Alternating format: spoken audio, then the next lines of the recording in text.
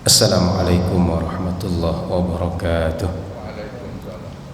Bismillahirrahmanirrahim. Alhamdulillahirabbil alamin. Allahumma salli ala sayyidina Muhammadin. Alhamdulillah, senantiasa kita bersyukur dengan nikmat Allah.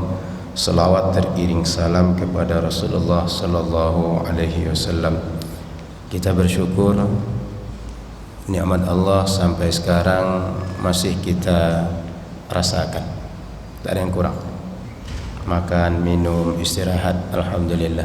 Maka nikmat ini mesti kita gunakan untuk kebaikan, untuk berbuat hal-hal yang nanti menjadi pahala bagi kita, sehingga di akhirat itulah yang akan menolong kita. Kajian siang hari ini akan kita bahas hadis Nabi yang menuntun kita untuk memperbaiki akhlak-akhlak mulia dan mengajarkan bagaimana semestinya seseorang memiliki adab, memiliki akhlak sekaligus akidah yang kuat kepada Allah Subhanahu wa taala. Dalam hadis dari sahabat Abu Hurairah yang meriwayatkan, dikatakan qala Rasulullah sallallahu alaihi wasallam, beliau berkata, Rasul bersabda, iyyakum wal hasad, jauhilah oleh kalian sifat hasad, dengki, iri, tidak senang dengan orang. Fa innal hasada, karena sifat hasad, yakulul hasanat, akan memakan, akan menghabiskan, akan menghilangkan al-hasanat, kebaikan. Segala bentuk kebaikan akan hilang, akan ludes, akan tak berarti, tak bersisa karena hasad. Kama ta'kulun narul hatab, sebagaimana kalau ada api di sekitarnya ada kayu kering, lalu api tadi menjalar kepada kayu, kayu tadi akan habis terbakar oleh api. Maknanya ada dua hal yang disampaikan oleh hadis, musyabbah dan musyabbah bih. Satu objek yang diumpamakan dengan sebuah perumpamaan. Apa yang diumpamakan? Orang bersifat hasad, karena hasadnya habis segala kebaikan. Dengan apa diumpamakan? Api dan kayu kering. Kayu kering kalau sudah bertemu api itu cepat habis, hilang, tinggal debu, tinggal arang, asap muncul. Kalau misalnya ada yang punya sifat hasad, kebaikannya cepat habis, hilang, tak berbekas. Pertama, kita perlu pahami apa itu hasad. Hasad itu bahasa kita dengki, iri, tidak senang dengan kelebihan, keunggulan, apapun yang orang lebih dibanding kita. Bentuk hasad ini macam-macam.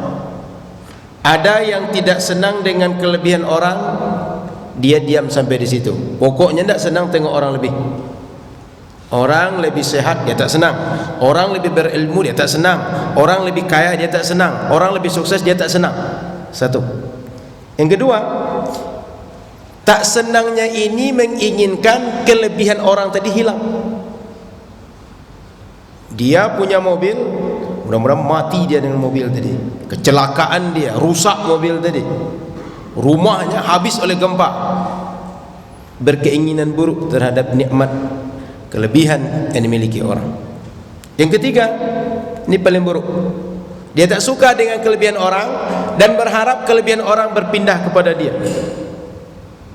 Ada orang kalau dalam pengajian yang satu jamaahnya banyak, yang lain sedikit, dia ingin yang jamaah banyak ini pindah kepada jamaah dia. Kalau orang kaya, orang punya tanah setumpuk, dua tumpuk, dia pengen setumpuk, dua tumpuk punya orang pindah kepada dia. Nah, tahu kalau ada orang punya mobil, punya rumah dan lain-lain, dia pengen yang punya orang tadi jadi punya dia. Itu buruk. Tak disukai agama, tak disukai oleh siapapun. Orang yang masih berfikir normal, berakhlak yang baik, dengan hati yang masih peka, itu tak suka dengan sifat seperti itu. Oleh karena itu Nabi suruh kita hindari, jauhi, jangan punya sifat ini. Kenapa? Dari sisi perangai tak ada orang yang suka. Dari sisi yang lain perangainya, kalau dia iri, cemburu, dengki dengan orang, pekerjaannya pasti buruk-buruk saja. Kalau di belakang orang yang dia dengki, dia bicarakan, dia gunjing, dia ghibah. Di depan dia jatuhkan orang tadi, dia bicarakan yang buruk tentang orang tadi. Bagaimanapun tentang orang yang dia tak suka, dia akan selalu negatif. Kalau dia mampu berbuat secara fisik, mungkin dipukuli orang tadi, mungkin dihajar orang tadi. Lebih jahat dari itu, mungkin dibunuhnya orang tadi. Makanya kata Nabi, sifat dengki menghabiskan kebaikan seperti api yang melahap kayu yang kering. Karena hilang rasa, tak ada lagi empati, simpati, rasa saudara kepada yang lain. Orang itu musuh semua, yang harus ditundukkan sebagaimana kita mau. Maka secara perangai orang tak suka, kemudian wujud perangai orang yang dengki, yang buruk-buruk yang muncul. Dari sisi akidah ini buruk juga. Kenapa? Orang kalau dengki dengan kelebihan orang, dia berarti tak yakin, tak percaya dengan Allah sebagai pembagi karunia. Sudah sunnatullah, setiap orang ini diberikan ada lebih, ada kurang. Ada orang yang lebih ilmunya, yang lain kurang, sehingga ada yang belajar, ada yang mengajar. Ada orang lebih harta, yang lain kurang, maka ada zakat, ada infak, ada sedekah, ada wakaf. Berpindah dari yang kaya kepada yang miskin. Ada orang yang lebih kuat fisiknya, sehingga dia membantu orang yang lemah, orang yang butuh bantuan dengan badannya. Ada orang yang berkata-kata lebih pandai dibanding yang lain, maka kadang dia jadi juru runding, diplomat, juru bicara, dan berbagai hal yang menjadi kelebihan yang bermanfaat untuk orang. Tak yakin. Kalau Allah sudah membagi, maka dia akan berikan kepada siapa yang dia mau. Kita bukan Tuhan, dan bukan pula yang menguasai Tuhan, tetapi kita yang dikuasai Tuhan, kita yang diatur Tuhan, kita yang diberi nikmat, kita yang diberi karunia, kita yang diberi rezeki. Sifat terbaik kita adalah ar-ridha, rela, terima, tulus ambil apa yang dia berikan. Karena kalau kita tak terima, kalau kita tak mau menerima apa yang Allah berikan, kira-kira yang akan kita terima pemberian siapa? Jangan-jangan Allah justru semakin marah. Cari oleh engkau langit, bumi yang bukan tempat aku ciptakan itu. Cari oleh engkau Tuhan yang bukan aku. Kemana hendak kita cari? Mau lari ke dunia yang mana? Maka secara akidah, sifat dengki, iri adalah orang yang bermasalah akidahnya, tak yakin dengan Allah, tidak ridha dengan qada dan qadar. Rukun iman kita ada 6. Satu di antara yang 6 itu beriman kepada qada yang baik dan qadar yang baik dan yang buruk.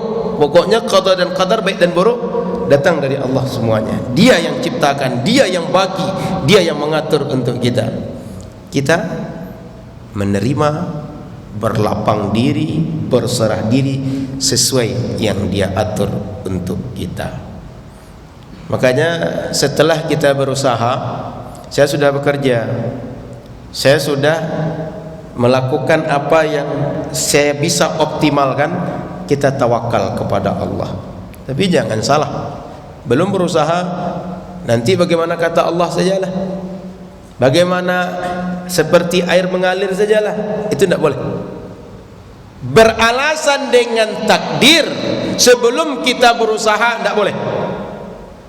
Setelah kita berusaha tidak sesuai dengan yang kita inginkan, yang kita mimpikan, yang kita harapkan, disitulah berserah kepada takdir.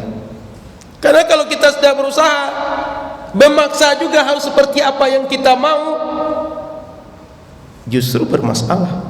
Kita tidak akan menerima qada dan qadar Allah, ketentuan Allah, aturan Allah untuk kita.